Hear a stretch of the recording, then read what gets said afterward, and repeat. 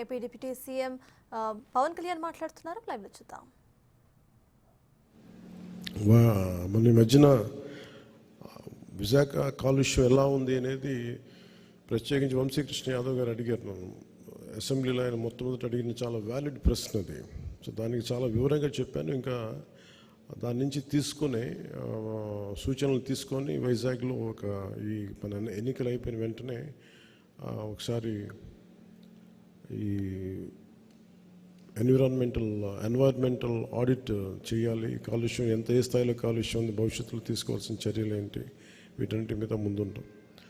అలాగే ఇది నగరానికి సంబంధించి ఎప్పటికప్పుడు కొత్త నిర్మాణాలు కానీ ఇన్ఫ్రాస్ట్రక్చర్ డెవలప్మెంట్ కానీ ముఖ్యంగా ఈ రియల్ ఎస్టేట్ ఇష్యూస్ చాలా ఉన్నాయి.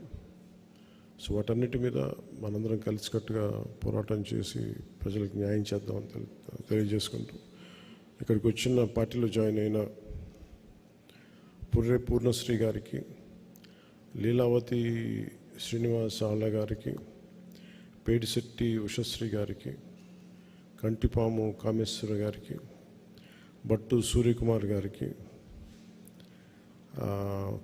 కొవ్వాగపు సుశీల గారికి, జర్రిపోతుల ప్రసాద్ గారికి, మంచిపల్లి సత్యనారాయణ గారికి, బూడులపాటి ఉమామహేశ్వరరావు గారికి, పాపిరెడ్డి మహేశ్వర గారికి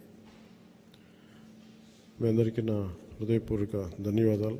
పార్టీ మీరు జనసేనని నమ్మి మీరు వచ్చినందుకు మనస్ఫూర్తిగా మీ అందరికీ ప్రత్యేక కృతజ్ఞతలు తెలియజేసుకుంటూ మీ అందరికీ మనస్ఫూర్తిగా ఇంకొకసారి అభినందనలు, స్వాగతం పలుకుతూ సెలవు తీసుకుంటున్నాను. జై జనసేన, జై హింద్.